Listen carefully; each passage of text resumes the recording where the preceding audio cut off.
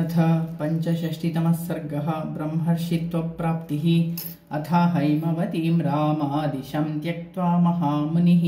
पूर्वां दिशमनुप्राप्य तपस्तेपे सुदारुणं मौनं वर्षसहस्रस्य कृत्वा व्रतमनुत्तमं चकाराप्रतिमं रामा तपः परमदुष्करं पूर्णे वर्षसहस्रे तु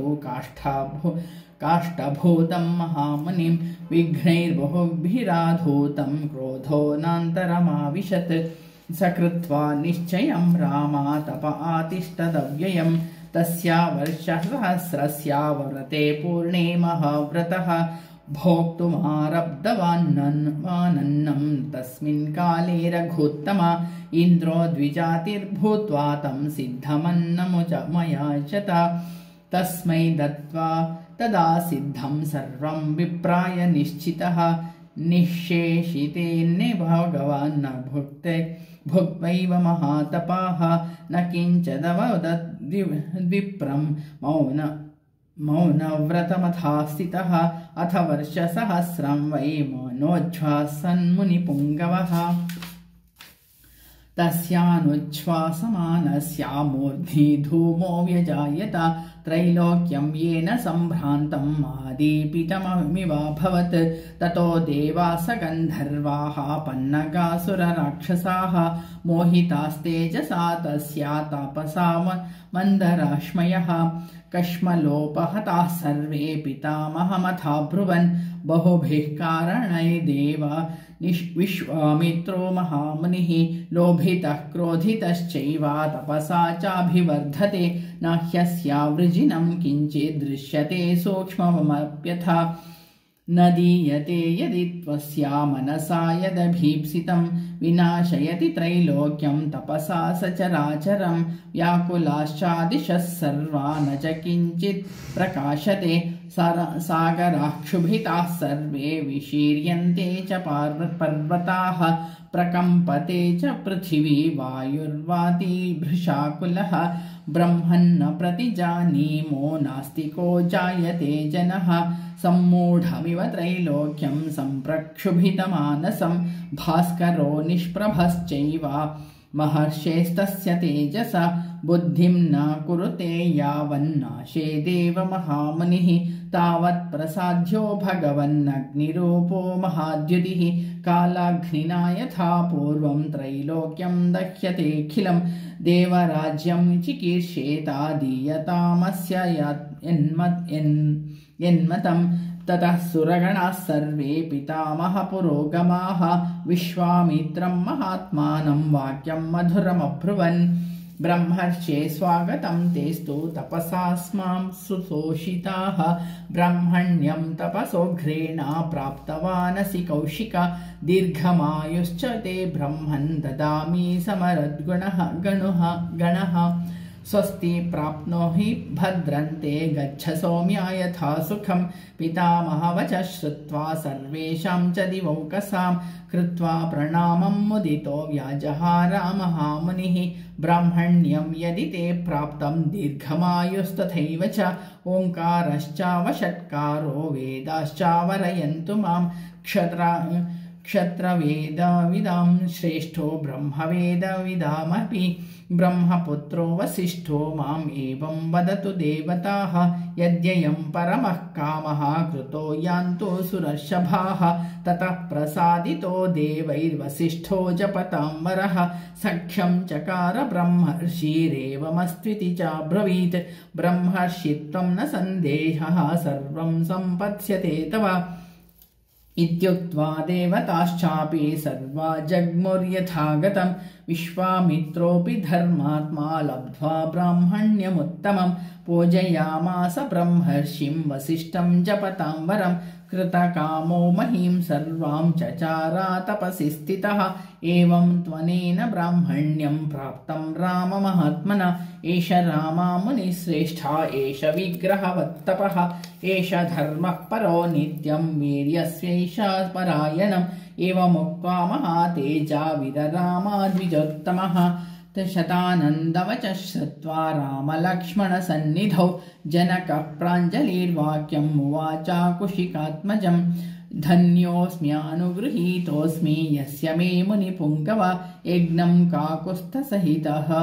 प्राप्तवानसि धार्मिका पावितोऽहं त्वया ब्रह्मन् दर्शनेन महामुने गुणा बहुविधाः प्राप्तास्तव सन्दर्शनान्मया विस्तरेण च ते ब्रह्मन् कीर्त्यमानं महत्तपः श्रुतं मया महातेजो रामेण च महात्मना सदस्यैः प्राप्य च सदः श्रुतास्ते बहवो गुणाः अप्रमेयं तपस्तुभ्यम् अप्रमेयं च ते बलम् अप्रमेया गुणाश्चैव नित्यं ते कुशिकात्मजा तृप्तिराश्चर्यभूतानां कथानां नास्ति मे विभो कर्मकालो मुनिश्रेष्ठा लम्बते रविमण्डलम् श्वः प्रभाते महातेजो द्रष्टुमर्हसि मां पुनः स्वागतं तपसां श्रेष्ठा मामनुज्ञातुमर्हसि एवमुक्तो मुनिवरः प्रशस्या पुरुषशभं विससर्जाशु जनकं प्रीतं प्रीतिमनस्तदा एवमुक्त्वा मुनिश्रेष्ठं वैदेहो मिथिलाधिपः प्रदक्षिणं चकाराथा सोपाध्यायः स बान्धवः विश्वामित्रोऽपि धर्मात्मा सह रामः स लक्ष्मणः स्ववाटामभिचक्रामा पूज्यमानो महर्षिभिः। ॐ तत्सत्। इत्यार्षे श्रीमद् रामायणे वाल्मीकये आदिकाव्ये चतुर्विंशतिसहस्रिकायां संहितायां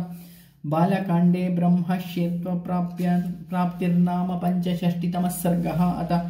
षट्षष्टितमः सर्गः धनुः प्रसङ्गः। ततः प्रभाते विमले कृतकर्मा नराधिपः विश्वामित्रं महात्मानम् आजुहावास राघवम् तमर्चयित्वा धर्मात्मा शास्त्रदृष्टेन कर्मणा राघवौ च महात्मानो तदा वाक्यमुवाचः भगवन् स्वागतं तेस्तु किं करोमि तवानघ भवान् आज्ञापयतु माम् आज्ञाप्यो भवता ह्ययम् एवमुक्तः स धर्मात्मा जनकेन महात्मना प्रत्युवाचा मुनिर्वीरं वाक्यं वाक्यविशारदः पुत्रौ दशरथस्येमौ क्षत्रियो लोकविश्रुतौ द्रष्टुकामौ धनुः श्रेष्ठं यदेतत्त्वयि तिष्ठति एतद्दर्शय भद्रन्ते कृतकामो नृपात्मजौ दर्शनादस्य धनुषो यथेष्टं प्रति यास्यतः एवमुक्तस्तु जनकः प्रत्युवाचा महामुनिं श्रूयमतास्य धनुषो यदर्थमिह तिष्ठति देवरात इति ख्यातो निमेः षष्ठो महीपतिः न्यासोऽयं तस्य भगवन् हस्ते दत्तो महात्मनः दक्षयज्ञवधे पूर्वं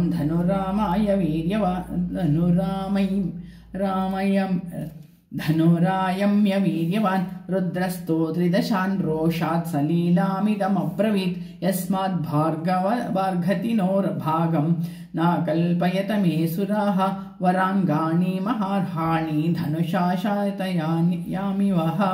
ततो विमनसः सर्वे देवा वै मुनिपुङ्गव प्रसादयन्ति देवेशं तेषां प्रीतो भवद्भवः प्रीतियुक्तः सर्वेषां ददौ तेषां महात्मना तदेतद्देवदेवस्या धनुरत्नं महात्मनः न्यासभूतं तदा न्यस्तम् अस्माकं पूर्वके विभो अथ मे कृशतः क्षेत्रं लाङ्गयलादुत्थिता मया क्षेत्रं शोधयता लब्धा नाम्नासीतेति विश्रुता भूतलादुत्थिता सा तु व्यवर्धतमात्मजा वीर्यशुल्केति मे कन्या स्थापितेया मयोनि च भूतलादुत्थितां तां तु वर्धमानां ममात्मजां वरयामासुरागम्या राजानो मुनिपुङ्गवा तेषां वरयतां कन्यां सर्वेषां पृथिवीक्षितां वीर्यशुल्केति भगवन् ददामि सुतामहं सतः सर्वे नृपतयः समेत्या मुनिपुङ्गव मिथिलामभ्युपागम्या वीर्यजिज्ञासवस्तदा तेषां जिज्ञासमानानामेषं धनुरुपाहृतं न शेकुर्ग्रहणे तस्या धनोषस्तोलनेऽपि वा तेषां वीर्यवतां वीर्यम् अल्पं ज्ञात्वा महामुने प्रत्याख्याता नृपतयस्तन्निबोधा तपोधन ततः परमकोपेन राजानो मुनिपुङ्गव न्यरुन्धन् मिथिलां सर्वे वीर्यसन्देहमागताः आत्मानामवधूतं ते विज्ञाया नृपपुङ्गवाः रोषेण महताविष्ठाः पीडयन् मिथिलां पुरीं ततः संवत्सरे पूर्णे क्षयं यातानि सर्वशः साधनानि मुनिश्रेष्ठा ततोऽहं भृशदुःखितः ततो देवगणान् सर्वां तपसाहं प्रसादयम् ददुश्च परमप्रीतश्चतुरङ्गबलं सुराः ततो भग्ना नृपतयो हन्यमानादिशो युयुः अवीर्यावीर्यसन्दिग्धाः सामात्याः पवकारिणः तदेतन्मनिशार्दूला धनुः परमभास्वरं रामलक्ष्मणयोश्चापि दर्शयिष्यामि सुव्रता यद्यस्या धनुषो रामः कुर्यादारोपणं मुनि सुतामयो निजां सीतां दद्यां दाशरथेरहम्। ॐ तत्सदिति श्रीमद् रामायणे वाल्मीकि आदिकाव्ये चतुर्विंशतिसहस्रिकायां बालकाण्डे धनुः प्रसङ्गो नाम षष्ठितमः सर्गः। सप्तषष्टितमः सर्गः धनुर्भङ्गः। जनकस्य वचः श्रुत्वा विश्वामित्रो महामुनिः धनुर्धर्षय रामाय इति होवाच पार्थिवम्।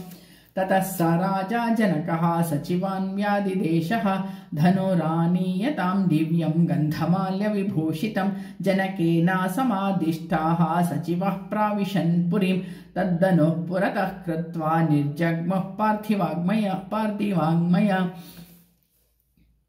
पार्थिवाग्नया नृणां शतानि 50 महात्मनां मञ्जूषामष्टचक्रां तां समूहस्थो च कथञ्चन तामादाय तु मञ्जूषां मायसीं यत्र तद्धनुः सुरोपमं ते जनकं ऊचुर्नृपतिमन्त्रिणः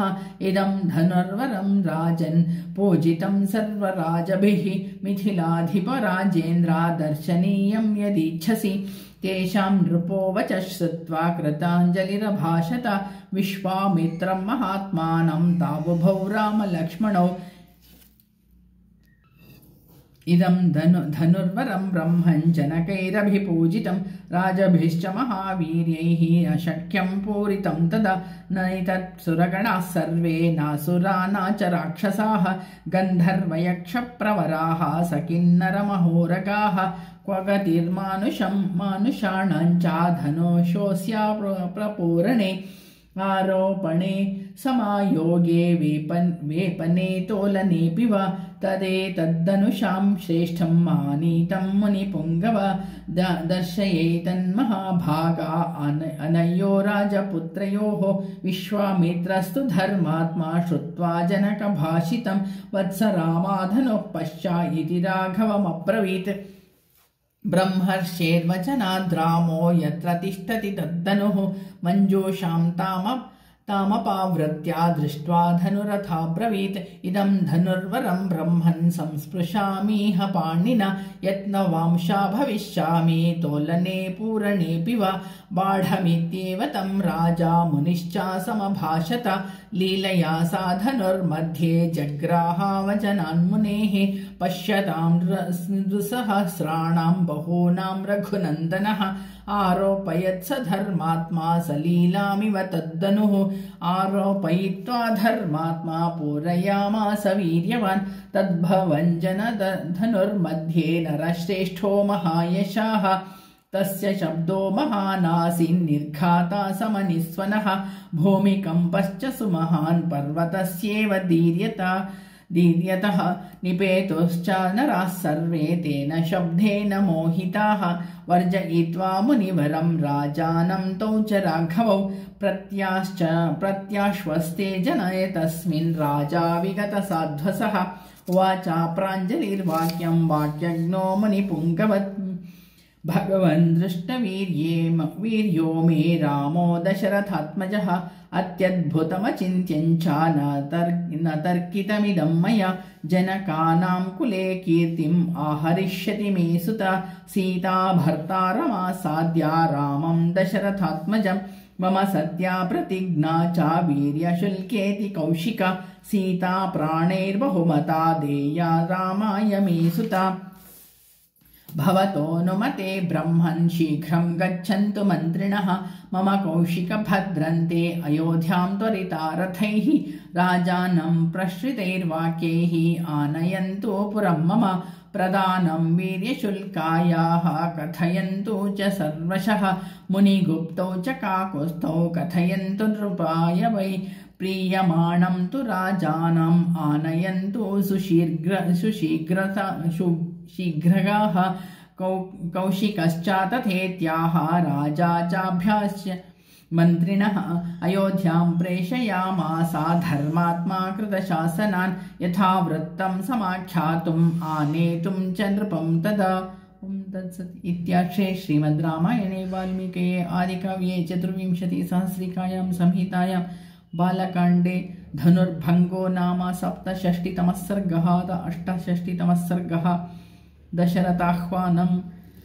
जनकेन समादिष्टा दूतास्ते क्लान्तवाहनाः त्रिरात्रामोषिता मार्गे त्वयोध्यां प्राविशन् पुरीं राज्ञो भवनमासाद्य द्वारस्थानिदमब्रुवन् शीघ्रं निवेद्यतां राज्ञे दूतान्नो जनकस्य च इत्युक्ता द्वारपालास्ते राघवाय न्यवेदयन् ते राजा वचनात् शीघ्रं द्वास्थादूतान् बभाषिरे द्रुतं गच्छन्तु दूता वै राजवेश्मा महाद्युतिः ते राजवचनाद्धूता राजवेश्मा प्रवेशिताः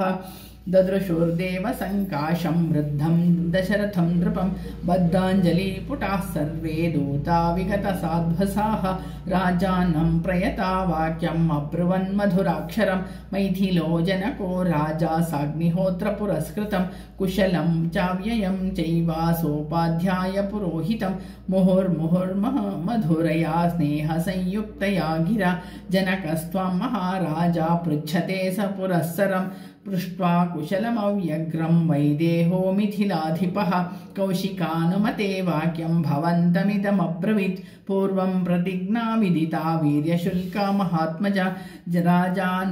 राजानश्च कृतामर्षा निर्वीर्या विमुखीकृताः सेयं मम सुता राजन् विश्वामित्रपुरःसरैः यदृच्छया गतैर्वीर्यै निर्जिता तवत्पुत्रकैः तच्च राजन् धनुर्दिव्यं मध्ये भग्नं महात्मना रामेण हि महावीरा महत्यां जनसंसदि अस्मै देया मया सीता वीर्यशुल्का ममात्मजा प्रतिज्ञां तर्तुमिच्छामि तदनुज्ञातुमर्हसि सोपाध्यायो महाराजा पुरोहितपुरःसरः शीघ्रमागच्छ भद्रन्ते द्रष्टुमर्हसि राघवो प्रतिज्ञां मम राजेन्द्र निर्वर्तयितुमर्हसि पुत्रयोरभयो प्रीतिं लप्स्यसे वीर्यनिर्जिताम् एवं विदेहाधिपतिर्मधुरं वाक्यमब्रवीत् विश्वामित्राभ्युनज्ञातः शतानन्दमते स्थितः दूतवाक्यं तु तच्छ्रुत्वा राजा परमहर्षितः वसिष्ठं वामदेवं च मन्त्रिणोऽन्यांश सोऽब्रवीत् गुप्तः कुशिकपुत्रेण कौसल्यानन्दवर्धनः लक्ष्मणेन सह भ्रात्रा विदेहेषु वसत्यसौ दृष्टवीर्यस्तु काकुस्थो जनकेन महात्मना सम्प्रदायं सुतायास्तु राघवे कर्तुमिच्छति यदि वो रोचते वृत्तं जनकस्य महात्मनः पुरीं गच्छामहे शीघ्रं मा भूत्कालस्य पर्ययः मन्त्रिणो बाढमित्याहुः सह सर्वैर्महर्षिभिः सुप्रीतश्चाब्रवीद् राजा शोयात्रेति मन्त्रिणस्तु नरेन्द्रेण रात्रिं परमसत्कृताः